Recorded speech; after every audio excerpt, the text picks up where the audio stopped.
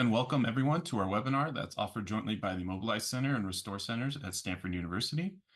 My name is Matt Petrucci. I'm the Scientific Program Manager of both these centers and excited to serve as your moderator today. Today's speaker is Jennifer Maier, who will be discussing her recent work to personalize a computational upper body model to improve accuracy in analyzing shoulder motions. The first part of the webinar will review the results of her paper and her method. And then in the second part of the webinar, she will give a tutorial explaining how to use this personalized approach for your own data. Today's webinar is brought to you by the Mobilize Center and Restore Center, which are both supported by the National Institutes of Health. The Mobilize Center is focused on developing and disseminating state-of-the-art biomechanics and machine learning tools for researchers to analyze human movement. The Restore Center is working to make these and other tools for real-world assessment of movement more widely available to the rehab research community. Now, before we get started, a couple quick reminders about the webinar. We will have a research talk and then a tutorial, and we'd love to take your questions from both. We'll take your questions at the end of the research talk and at the end of the tutorial, so 2 Q&A sessions. Please type your questions into the Q&A panel in Zoom, so not the chat, and we will review them from there. One other thing to note, this webinar will be recorded and posted to our YouTube channels. Now I'd like to introduce today's speaker. Dr. Jennifer Maier is a postdoctoral scholar in mechanical engineering at Stanford University, working with Professor Scott Delp and Ellen Kuhl in the Digital Athlete Project of the WUSA Human Performance Alliance. She received her PhD from the Friedrich Alexander University, Erlangen in Nuremberg. Her thesis was awarded the Elsbeth Wendler-Kulsch Doctoral Thesis Award, awarded by the Faculty of Engineering at FAU. Dr. Maier is passionate about research in the healthcare and performance sector to enable all individuals to achieve their optimal health and well-being. Her current research focuses on studying the shoulder biomechanics of overhead athletes like baseball pitchers and volleyball hitters to understand what factors lead to peak performance and lower risk of injuries. With that, we're excited to have you all here today. I know we're all excited to hear Jennifer speak, and so I'll let her go ahead and begin. You, Matt. Let me share my screen. All right, great. Thank you for the introduction. Overhead athletes perform fast, dynamic, and high range of motion movements to achieve peak performance. Unfortunately, these movements put a high load on their shoulder joint, which often leads to injuries. We can use musculoskeletal models to analyze the biomechanics of overhead athletes and to find ways to reduce the injury risk. While I am not going to show any overhead sports analysis today, the method for shoulder rhythm personalization that I'm presenting will be an important tool for enabling such analyses. Before we go into the biomechanical modeling, let's first have a look at the anatomy of the shoulder joint. The shoulder joint has 3 main bones. The first one is the clavicle, which is connected to your torso, so to the thorax, at the sternoclavicular joint. This joint, the 2 motions that are important for us today are the protraction and retraction of the clavicle and the elevation of the clavicle. The second bone is the scapula, which is connected to the clavicle at the acromioclavicular joint at the acromion. The acromioclavicular joint has 3 degrees of freedom: internal rotation, upward rotation, and posterior tilting. And the last important bone is the humerus, which is connected to the scapula at the glenohumeral joint. And the 2 degrees of freedom that are important for us today are the plane of glenohumeral elevation and the glenohumeral elevation. And then lastly, not really a joint, but the scapulothoracic articulation is an important factor in the shoulder joint, which describes the sliding of the scapula on the thoracic surface. Now, why is the scapula important in the shoulder joint? It provides a stable base for the humeral head. It retracts and protracts along the thoracic wall, enabling a high range of motion that we have in our shoulder joint. By elevating the acromion, when you lift your arm, it decreases impingement of your tendons, and it's an important link in the kinetic chain, so in the transfer of energy from your lower body to your upper extremities. Now, how can we model the shoulder joint? So there are a lot of musculoskeletal models out there already. which we can basically group into two groups. One, implement the scapulothoracic sliding that I was mentioning before, for example, by modeling the thoracic surface as an ellipsoid, or by implementing a force field that represents the muscles holding the scapula. And the other types of models implement the shoulder rhythm. So the dependency of your clavicle and scapula position orientation on your glenohumeral angles. While the first type of models enables a flexible representation of motions, it also always requires some information about the scapula during motion, which is very hard to measure because the scapula moves under a thick layer of muscles and soft tissues. And especially if we're thinking about our motivation of sports, it's really hard to measure in those fast motions. The shoulder rhythm models don't need any data during motion because of that shoulder rhythm that is implemented. However, very often these models are generic. So the shoulder rhythm that is implemented is an average over a healthy population and might not represent an individual scapular kinematics. While there have been studies that showed that personalizing the shoulder rhythm can improve the scapular orientation estimation, this has so far not been implemented in a computational model, and there are still a lot of studies that use these generic models for their analyses in sports, which might lead to faulty results. In our study, we decided to go for shoulder rhythm model and tackle this issue that the personalization has not been implemented in a computational model and make it available for use in practice. So research questions are, can personalizing the shoulder rhythm in a computational upper body model improve kinematic tracking? And then secondly, looking at sports, we also wanted to investigate what effect does independent clavicle elevation have on kinematic tracking. So take the clavicle elevation out of the shoulder rhythm and let the model move it independently, because athletes might intentionally move their shoulders up and down during their sports. Looking at the first question, let's first understand the shoulder model that we are using. We are using the shoulder rhythm model by Holzbauer and colleagues. It's an open sim musculoskeletal model. And this model has the dependencies of the sternoclavicular angles and acromioclavicular angles on the glenohumeral elevation angle implemented. Those plots that you can see here show the linear dependencies that the model is using that were found in a study by de Groot and colleagues. And if I play this video, you will now see that when the model lifts its arm, the clavicle and scapula rotate with the lifting of the arm. Now, the study that I mentioned also found a dependency not only on the glenohumeral elevation, but also on the plane of glenohumeral elevation. So we added this dependency into the model. So now not only when lifting the arm, the scapula and clavicle move, but we will see that when the model rotates the arm around the body, we can also see the movement of the clavicle and the scapula. Mathematically, in the model, these dependencies are implemented as coordinate coupler constraints. So basically, this is just a bilinear function that describes the value of an angle alpha depending on two other angles, beta and gamma, where S1 and S2 are just the slopes and C is a constant. The independent coordinates in this equation, in our case, are the glenohumeral elevation and the plane of glenohumeral elevation. And one such coordinate coupler constraint is implemented for the 5 degrees of freedom. So the 2 degrees of freedom of the sternoclavicular joint, protraction and elevation, and the 3 degrees of freedom of the acromioclavicular joint. So the scapular internal rotation, upward rotation, and posterior tilting. And again, in the generic model, these parameters S1, S2, and C are based on a regression on 10 healthy subjects. So it's just an average model that might not represent an individual property.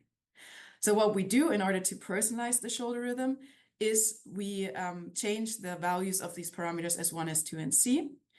And we do this by measuring our subjects in calibration poses. In these calibration poses, we palpate and measure the position of the scapula using this black L frame that you can see in the picture. Which has 3 reflective markers, and then the subjects are equipped with skin-mounted markers, as you can also see in the picture. We perform this measurement for 5 calibration poses. Yeah, just anatomical neutral pose, 180-degree abduction, 180-degree flexion, and maximal horizontal adduction and abduction at 90-degree flexion. In these positions, we palpate and measure the scapular position. We use this information and all other markers on the skin to compute the shoulder joint angles. And based on these shoulder joint angles, we then fit a bilinear plane to obtain the parameters S1, S2, and C for each of the 5 clavicle and scapular angles. Now, looking at our second research question, what effect does independent clavicle elevation have? In order to investigate this, what we did was we simply removed the constraint for the clavicle elevation from the model.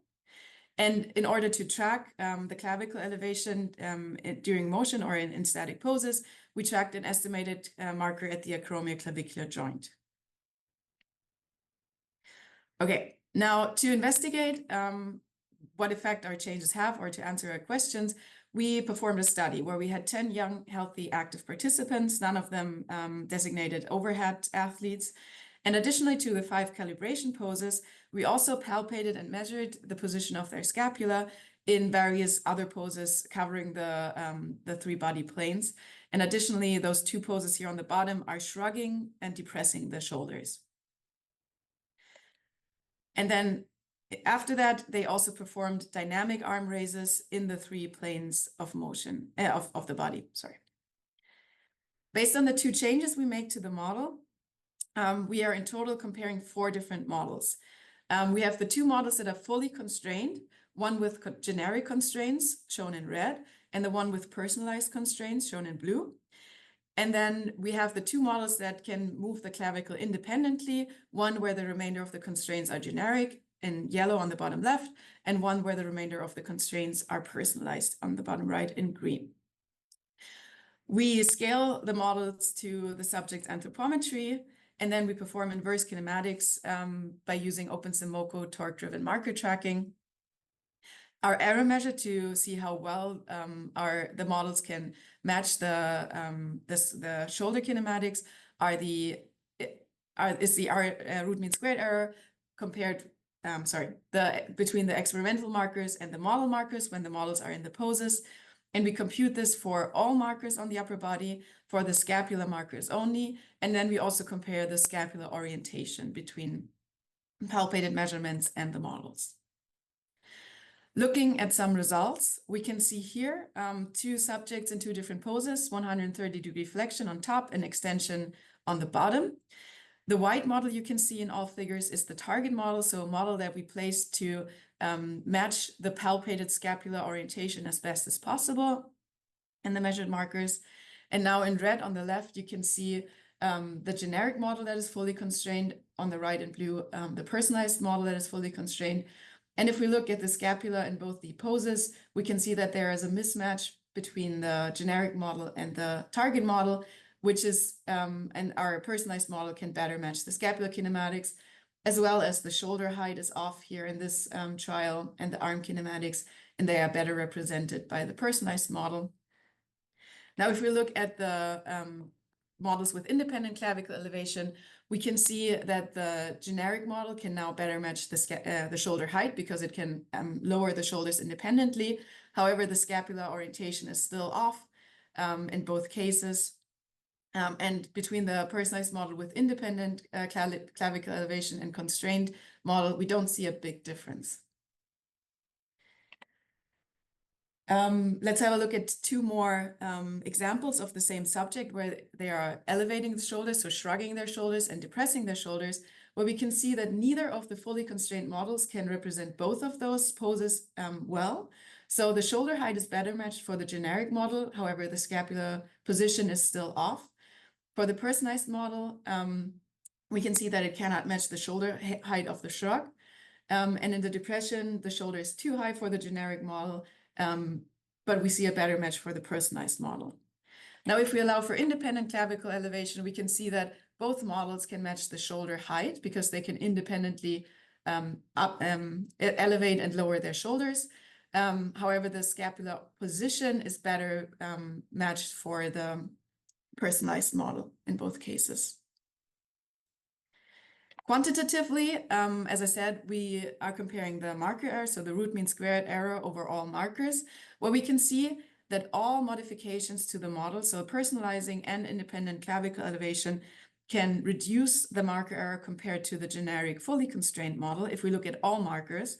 But if we look at the scapular markers only, we see the same thing we saw in the visual results, namely that only the personalized models can decrease the marker error compared to the ground truth palpated measurements, both for the marker error and the orientation error compared to the generic models.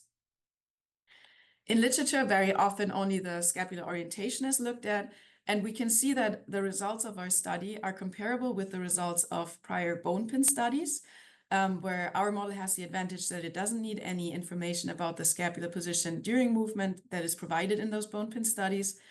And our results are also comparable with the study I mentioned before that personalizes the shoulder constraints, but then computes unconstrained inverse kinematics, where our model has the advantage that it only allows for physiological results.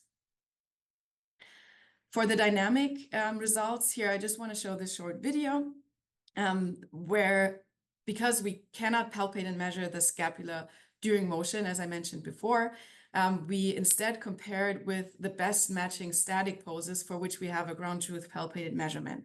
So in this video, we will see the generic models on the left in yellow and red, and on the right, the personalized models, and it will stop at certain poses and the white target model will be shown. So if we now abduct the arm and stop at 45-degree abduction, we can see again that the personalized models better match the target model in white than the generic models. So in conclusion, we can answer our first question: can personalizing the shoulder rhythm in a computational upper body model improve kinematic tracking? With yes, we saw a definite improvement. What effect does independent clavicle elevation have on kinematic tracking? We didn't really see, so we didn't see a significant improvement of the personalized model with independent clavicle elevation compared to the one without. But we think that moving on, when we actually do an analysis of athletes, when, for example, pitching, we think that this will become relevant. Finally, I would like to thank you all for your attention. I would like to thank my co-authors who helped me with this work. And I would like to thank the Restore and Mobilize Center for giving me the opportunity to present in this webinar. And of course, the WUSA Human Performance Alliance, who provided funding for the study. We have published our code open source. So you can find the model and all the files that we acquired during our study with 10 subjects on SimTK. You can find the entire code base for personalizing the shoulder constraints on GitHub. We submitted this work to the Journal of Biomechanics, so it's under review there, and posted a preprint on bioRxiv. And I'm excited to give my tutorial next with the Google Colab notebook on how you can actually apply this method to your own data. Thank you. Great. Thank you so much, Jennifer, for a super clear talk. Now we'll go ahead and start the Q&A session. So again, if you have any questions, please go ahead and type those into the Q&A panel and not the chat, and we'll get to as many questions as we can before switching over to the tutorial. First question that came in was from Maximilian Diaz. Was there any benefit or reason for running inverse kinematics in OpenSim MoCo versus traditional OpenSim? We've noticed OpenSim struggles to do IK with some of our upper limb models. So curious if MoCo might improve that or make it more consistent. Yeah, thank you for that great question. So the main reason we used MoCo was so that we can get dynamically consistent results.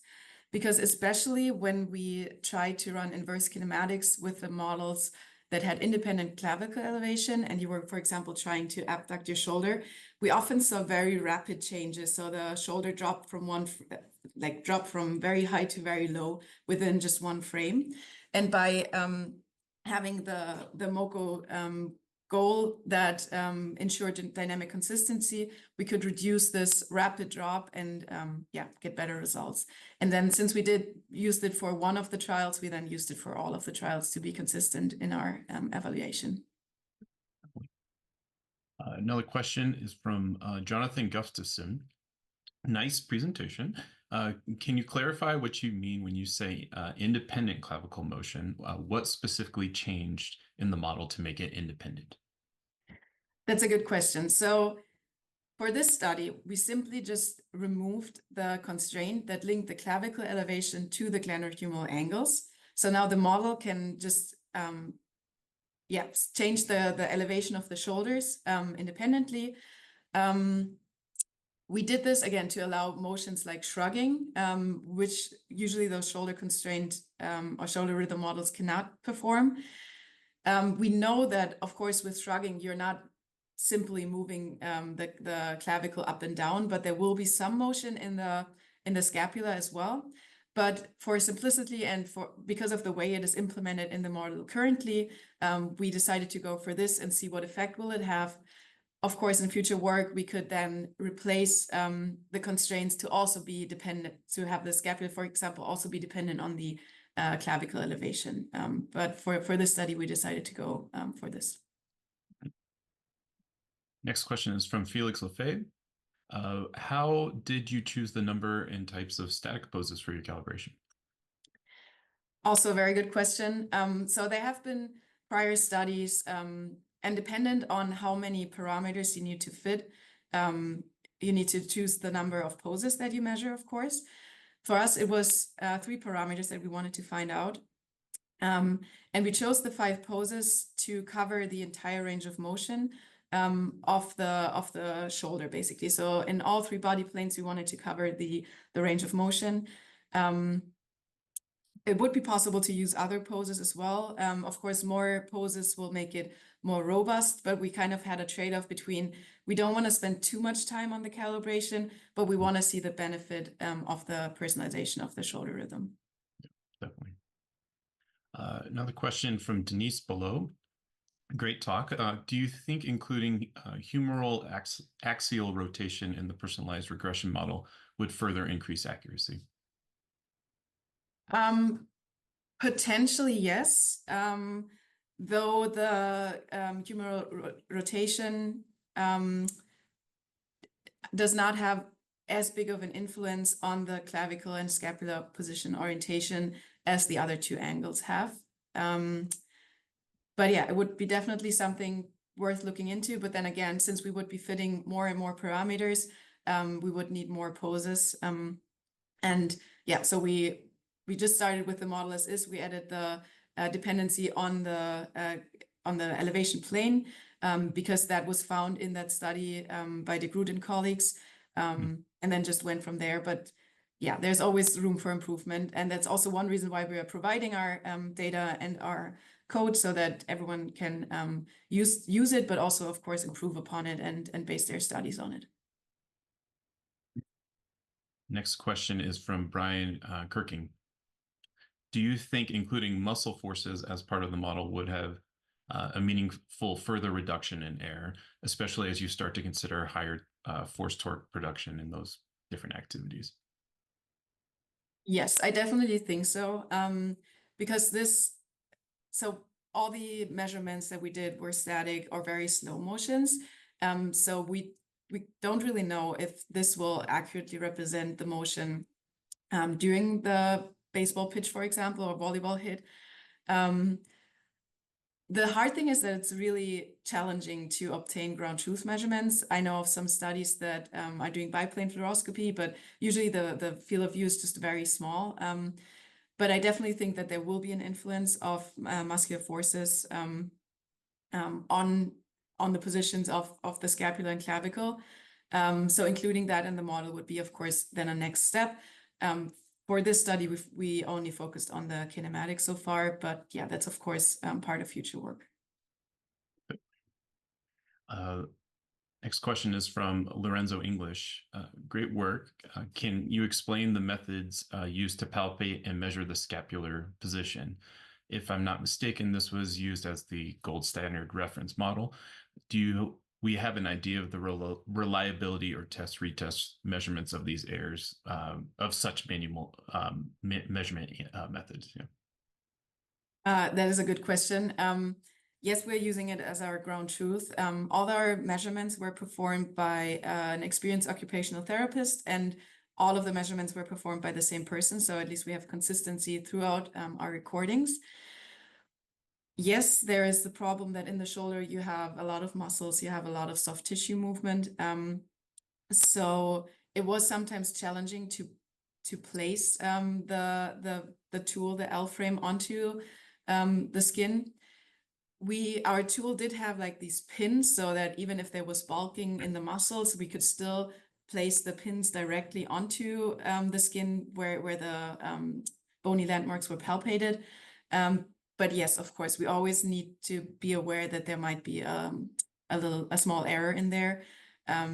But then, because we are comparing the same measurements with different models, that's why we used it still as ground truth to see which of the models better fits our palpated measurements. And then next question is from Ruse Dune. Thank you for the great talk. Do you think the personalization of the shoulder also affects the elbow kinematics? Probably yes, because if the model can now better place the shoulder in the way that the athlete actually did it, it will of course have an influence on where the elbow is, and then of course also on the kinematics of the elbow joint. So that would be super interesting to see, for example, for baseball pitchers where elbow injuries are a big deal, how different models will model the elbow flexion and valgus varus torque in the elbow. Yeah, we will see later on in the tutorial also the differences like of elbow position using different models. So yeah, I definitely think this will have an influence. Definitely. And I think maybe we'll take one more and then make sure we switch to the tutorial with enough time, and then we can always come back to questions at the end as well. The next question is from Daniel Opoku Gayamfi. How does the incorporation of independent clavicle elevation as a degree of freedom in the personalization affect the accuracy of scapular rotation and glenohumeral joint angles predictions during dynamic arm movements, particularly in relation to the magnitude and direction of the resulting joint reaction forces? So in this study, we haven't looked at joint reaction forces yet. It will definitely, again, like, because we can now with the clavicle elevation independent, we can now better match the shoulder height. This will of course have influence on all the kinematics down the arm, basically. So yeah, I'm pretty sure that also in joint reaction forces that this will we will see differences if we use the generic the model with or without independent clavicle elevation.